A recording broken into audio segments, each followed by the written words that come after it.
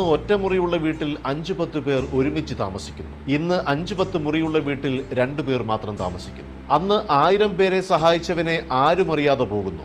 ഇന്ന് ഒരാളെ സഹായിച്ചവനെ 1000 പേരറിയുന്നു. അന്ന് അരച്ചാൺ വയറിനു വേണ്ടി നമ്മൾ കിലോമീറ്ററുകളോളം പോയി ജോലി ചെയ്യുന്നു. ഇന്ന് ഒരു ചാൺ വയറ് കുറയ്ക്കാനായി നമ്മൾ കിലോമീറ്ററുകളോളം നടക്കുന്നു. അന്ന് ജീവിക്കാനായി നമ്മൾ ഭക്ഷണം കഴിക്കുന്നു. ഇന്ന് ഭക്ഷണം കഴിക്കാനായി നമ്മൾ ജീവിക്കുന്നു. അന്ന് വീടിനകത്ത് ഭക്ഷണം കഴിച്ച് പുറത്ത് ടോയ്ലറ്റിൽ പോകുന്നു. ഇന്ന് പുറത്ത് ഭക്ഷണം കഴിച്ച് അകത്ത് ടോയ്ലറ്റിൽ പോകുന്നു. അന്ന് മാനം മറയ്ക്കാനായി നമ്മൾ വസ്ത്രം ധരിക്കുന്നു. ഇന്ന് മാനം തുറന്നു കാട്ടാനായി നമ്മൾ വസ്ത്രം ധരിക്കുന്നു. അന്ന് കീറിയ വസ്ത്രങ്ങളും തുന്നിയെടുത്ത് നാം ഉപയോഗിക്കുന്നു. ഇന്ന് തുന്നിയെടുത്ത വസ്ത്രങ്ങൾ നാം കീറിപ്പറിച്ചുപയോഗിക്കുന്നു. അന്ന് അധ്യാപകരുടെ കയ്യിൽ നിന്നും അടി കിട്ടാതിരിക്കാൻ കുട്ടികൾ പ്രാർത്ഥിക്കുന്നു. ഇന്ന് കുട്ടികളുടെ കയ്യിൽ നിന്ന് അടി കിട്ടാതിരിക്കാൻ അധ്യാപകർ പ്രാർത്ഥിക്കുന്നു. നാം പിന്നിട്ട വഴികൾ ഒന്ന് തിരിഞ്ഞു നോക്കാൻ ആരോ എഴുതിയ അർത്ഥവത്തായ